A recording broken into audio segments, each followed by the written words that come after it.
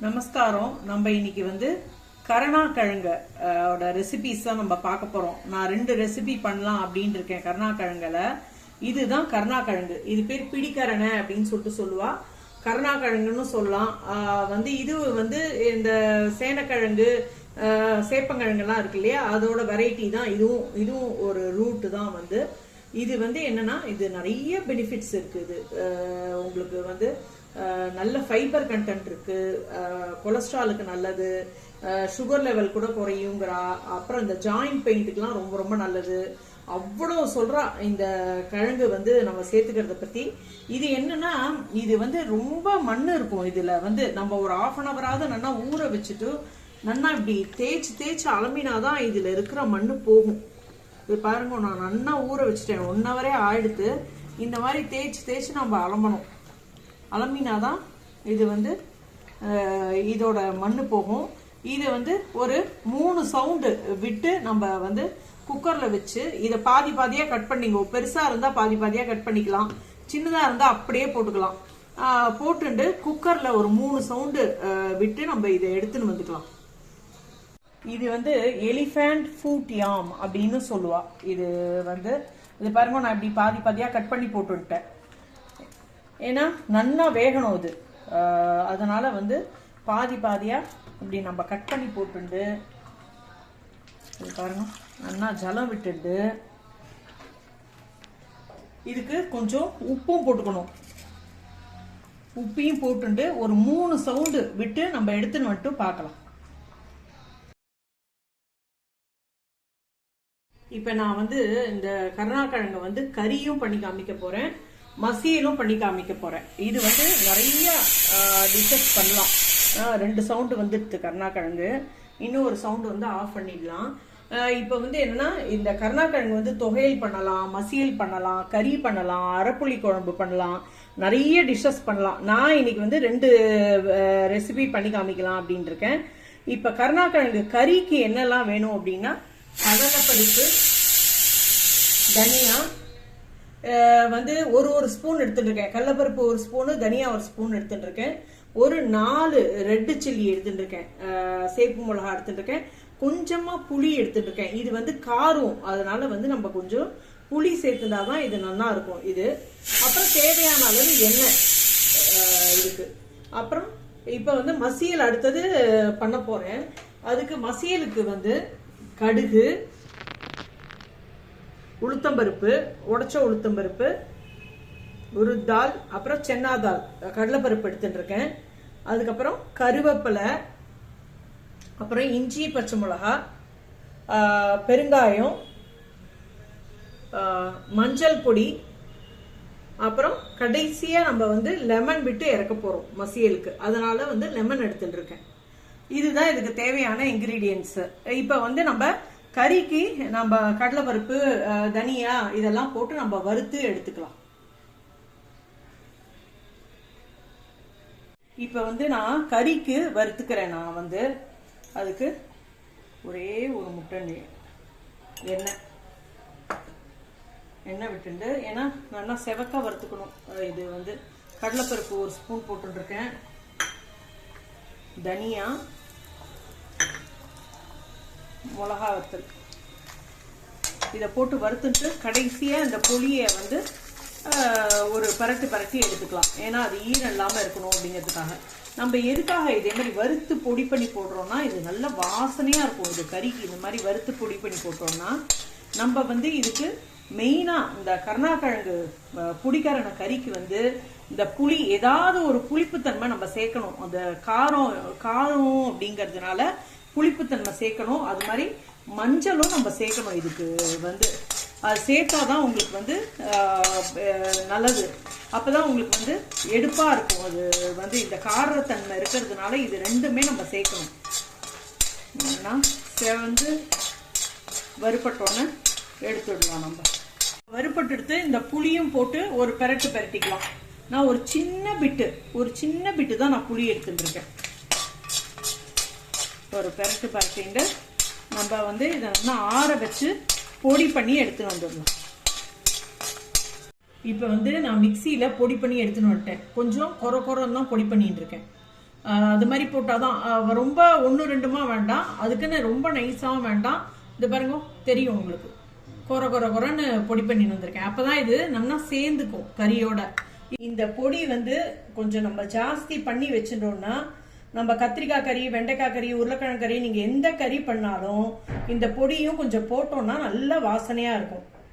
இப்போ வந்து கருணாக்கிழங்கு பிடிக்கரணியும் நல்லா வெந்தெடுத்து பாருங்க, இந்த மாதிரி வெந்தெடுத்து நம்ம பாதியா கட் பண்ணி போட்டாதான் ஒத்தாப்புல வேகும். ஏன்னா உங்களுக்கு நடுப்புற கல் மாதிரி இருந்ததுன்னா வந்து அது காரங்கிறதுனால உங்களுக்கு நல்லா வெந்ததுக்கு அப்புறம் தான் நம்ம பண்ண முடியும். நான் இப்ப வந்து அதை வேக வச்சதை வந்து பாதி மசியலுக்கும் பாதி கறிக்குமா நான் எடுத்து வச்சுட்டு இருக்கேன். இப்ப 4 பேர் வந்து 4 பேருக்கு எவ்வளோ கறி மசியல் வேணுமோ அந்த அளவுக்கு நான் இப்ப உங்களுக்கு பண்ணி காமிக்கிறேன். நான் வந்து பாருங்க, இந்த மாதிரி எடுத்தா தான் நம்ம சேப்பங்கிழங்கு வந்து உருளைக்கிழங்கு, பேபி உருளைக்கிழங்கு, பொட்டேட்டோலாம் இது பண்ணுவோம் இல்லையா, அதே மாதிரி தான் இப்படி எடுத்தா தோலி எடுக்க வந்துடும். இந்த மாதிரி எடுத்து போட்டுடலாம். இப்ப கறி எப்படி பண்றதுன்னு பார்க்கலாம். இப்ப வந்து நான் எண்ணெய் விட்டுக்கிறேன் கறி பண்றதுக்கு. இது வந்து நான் ஒரு 2 ஸ்பூன் விட்டுட்டு இருக்கேன். ஏன்னா இது கொஞ்சம் எண்ணெய் விட்டு பண்ணாதான் நல்லா இருக்கும், அதனால 2 ஸ்பூன் விட்டுட்டு இருக்கேன். நீங்க சன்ஃப்ளவர் ஆயில் வேணாலும் எடுத்துக்கலாம், கடலை எண்ணெய் வேணாலும் எடுத்துக்கலாம். நீங்க எந்த எண்ணெய் உபயோகப்படுத்துறீங்களோ, எது யூஸ் பண்றீங்களோ அந்த எண்ணெய் எடுத்துக்கலாம். கொஞ்சம் கடுகு, கொஞ்சம் உளுத்தம்பருப்பு, கடுகு பொரியட்டும், அடுத்து உளுத்தம்பருப்பு போடலாம். ஏன்னா தாளிச்சு கொட்டெல்லாம் இருந்தாதான் இந்த கறி நன்னாவும் இருக்கும். இப்ப கடுகு பொரிய ஆரம்பிச்சுட்டு, கடுகு மட்டும் வெடிக்காத போட்டேன்னா கசப்பு வந்துடும். எதுவா இருந்தாலும் கடுகு நன்னா வெடிக்கணும், வெடிச்சதுக்கு அப்புறம் தான் நம்ம போடணும். இப்ப பாருங்க, உளுத்தம்பருப்பு போடுறேன். உளுத்தம்பருப்பு, கொஞ்சம் கருவேப்பிலை, கொஞ்சம் பெருங்காயம் போட்டு கொஞ்சம் ஃப்ரை பண்ணிட்டு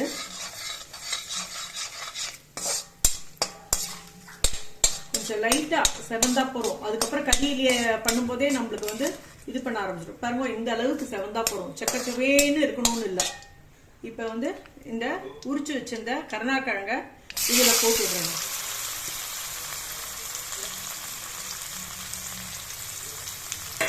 போட்டுண்டு நல்லா கலந்து விட்டுண்டு நம்ம இப்படி பிரட்டி விடும்போதே எப்படி இருக்கும், எப்படி பண்ணோம்னா இப்படி இந்த கரண்டியாட்டு இப்படி பண்ணேன்னா அது வந்து நல்லா மசிஞ்சு ஒத்தாப்புல ஆயிடும், நல்லா ரோஸ்ட் ஆயிடும், நல்ல உதிரி உதிரியா வந்துடும்.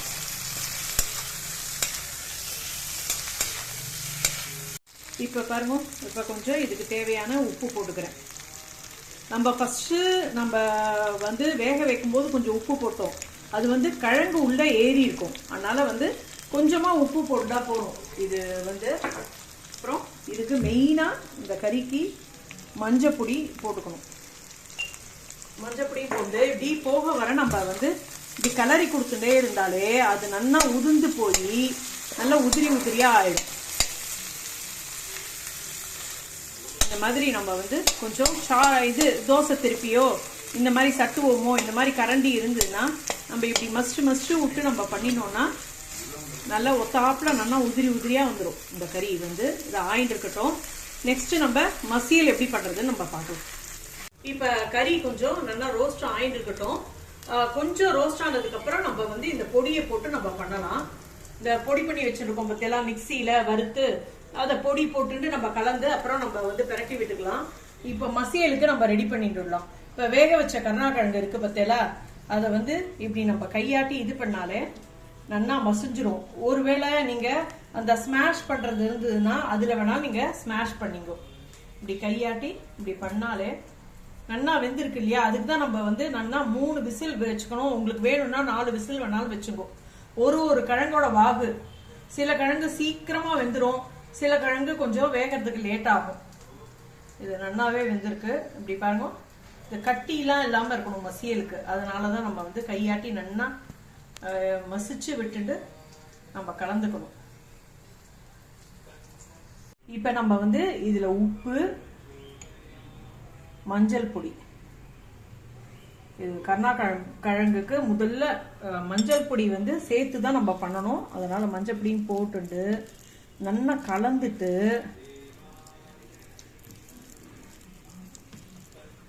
ஏன்னா ஜலத்தை விட்டு நம்ம கரைச்சிக்கணும் கொஞ்சமா. அதுக்குன்னு ஓட ஓட பண்ணக்கூடாது. ஓரளவுக்கு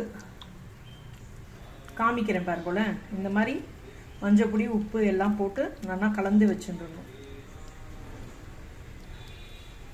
இதுக்கு கடைசியா லெமன் புழியறதுனால நம்ம வந்து புளி சேர்க்க வேண்டாம். அதனாலதான் மசியல் அப்படின்பா. மசியல்னாலே புளி சேர்க்கணும் அப்படின்னு அர்த்தம்.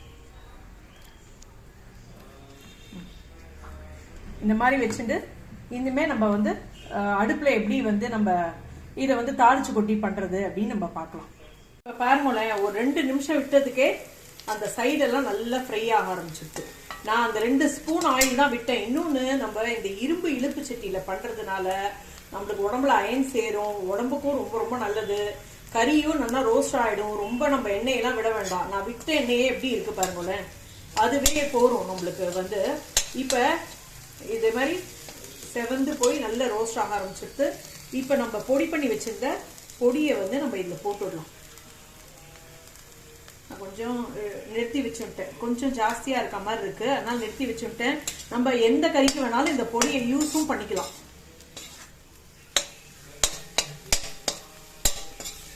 பாருங்க, இந்த மாதிரி கலந்து விட்டுட்டே இருந்தோம்னா நல்லா உதிரி உதிரி உதிரியா ரொம்ப நல்லா வந்துடும். நல்ல ரோஸ்டாவும் ஆயிடும் இந்த கறி.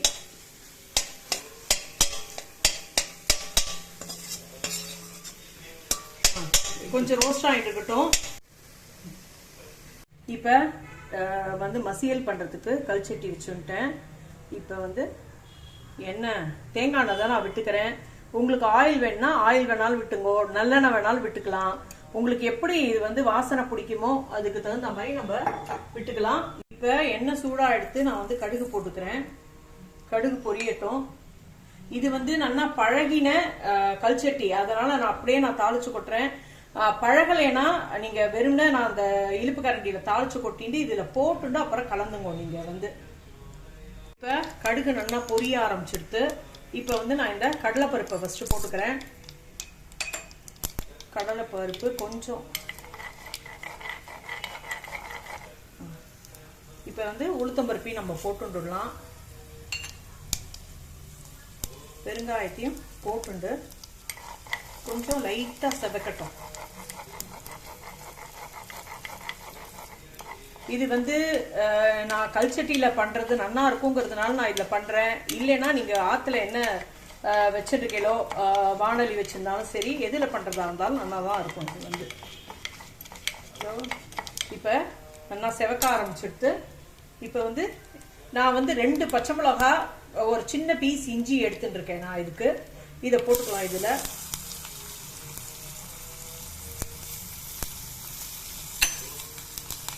ரெண்டு கருவேப்பிலையும் போட்டு கரட்டி விட்டுக்கலாம். இப்ப பெருங்காயமும் போட்டுக்கலாம் அதுல. ஏன்னா பெருங்காயம் எல்லாம் நல்லா போட்டுட்டாதான் வாசனையா இருக்கும். கொஞ்சம் லைட்டா வதக்கட்டும் பச்சை மிளகா.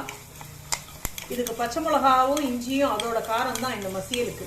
தாளிச்சு கொட்டல் பச்சை மிளகா இஞ்சியோட காரம் தான் இதுக்கு வந்து முக்கியம். இது இப்ப பாருங்க, நான் வந்து இந்த மசியலையும் இதுல விட்டுன்றேன். நம்ம கரைச்சி வச்சுன்றோம் இல்லையா இந்த கருணாக்கிழங்க, அதை வந்து நான் இதுல விட்டுன்றேன். விட்டுண்டு விட்டுக்கலாம். கொஞ்சம் அது அந்த பாத்திரத்துல கொஞ்சம் ஜலமும் விட்டு இதுல விட்டுக்கிறேன். இது கொஞ்சம் ஒத்தாப்புல நல்லா கொதிக்கட்டும். கருணாக்கிழங்கு கறியும் ரெடி ஆயிடுச்சு பாருங்க. இது வந்து ஒரு 10 நிமிஷம் தான் நம்ம வேக வச்சு எடுத்துட்டோம்னா கருணாக்கிழங்கு கறி ரெடி ஆயிடுத்து. ரொம்ப நல்லா இருக்கும். இது நீங்க சாம்பாரோ வெத்த குழம்போ இல்ல தயிர் சாதமோ எதுக்கு நீங்க தொட்டுண்டாலும் பிரமாதமா இருக்கும் இந்த கறி. கண்டிப்பா பண்ணி பாருங்க நீங்க. அந்த பக்கம் மசியலும் ரெடி ஆயிட்டு இருக்கு, கொதிச்சுட்டு இருக்கு மசியல். கொஞ்சம் கொதிக்கட்டும். அதுக்கப்புறம் நம்ம லெமன் புழிஞ்சு பார்க்கலாம். கறி ரெடி ஆயிடுத்து. இனிமே நம்ம எடுத்து வச்சுடலாம் கறிய. பாருங்க எப்படி நல்லா உதிரி உதிரியோ வந்திருக்கு. நீங்க எப்படி நீங்க வந்து உருளைக்கிழங்கு கறி சொல்றீங்களோ அந்த மாதிரிதான் இந்த கறியும். இதுவும் ரொம்ப நல்லா இருக்கும். சேப்பங்கிழங்கு கறி, உருளைக்கிழங்கு கறி எல்லாம் நீங்க எப்படி நீங்க ரோஸ்ட் சொல்றீங்களோ அந்த மாதிரி இந்த கருணாக்கிழங்கு ரோஸ்ட்டும் ரொம்ப நல்லா இருக்கும். எப்படி வந்திருக்கு பாருங்க, உதிரி உதிரியா. இப்போ பாருங்க, மசியலும் நல்லா கொதிச்சு எடுத்து ஒரு 10 நிமிஷமா நல்லா கொதிச்சு எடுத்து இது போரும். இது நம்ம இப்போ ஆஃப் பண்ணிடலாம். இப்போ கொஞ்சம் ஆறினதுக்கு அப்புறம் நம்ம வந்து நான் ஒரு லெமன் எடுத்து வச்சிருக்கேன். லெமன் நல்லா புழிஞ்சாதான் நல்லா இருக்கும். இது வந்து கொஞ்சம் ஆறினதுக்கு அப்புறம் லெமன் புழிஞ்சிட்டு பார்க்கலாம். இப்போ வந்து நம்ம லெமனை புழிஞ்சு விடலாம். இது கொஞ்சம் சூடா இருக்கும் போதே புழிஞ்சா கூட நல்லதுதான். இது வந்து இது ஒன்றும் இல்லை, இது கசந்தெல்லாம் போகாது. இது வந்து இது இதே மாதிரி கொஞ்சம் வந்து செமி லிக்விடா இருந்தால் தான் நல்லா இருக்கும். நம்ம விட்டுண்டு தொட்டுண்டு சாப்பிட்றதுக்கும் இது வந்து இதுக்கு பருப்பெல்லாம் கிடையாது, தாளிச்சு கொட்டுற பருப்பு மட்டும்தான் இந்த மசியலுக்கு. ஒரு லெமன் ஃபுல்லா நான் புழிஞ்சுன்றேன்.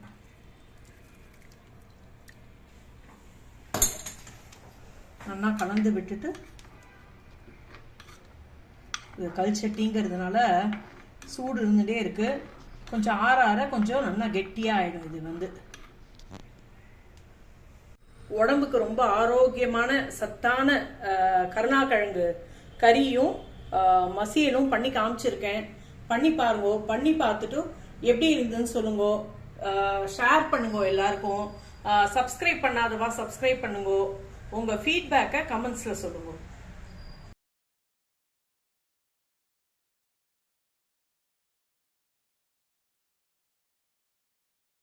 இன்னைக்கு சமையல் கருணாக்கிழங்கு மசியல், கருணாக்கிழங்கு கறி, சுட சுட சாதம், களத்துக்கு பருப்பு, முருங்கைக்காய் போட்டு வெத்த குழம்பு, பருப்பு ரசம், நூல்கோல் கூட்டு.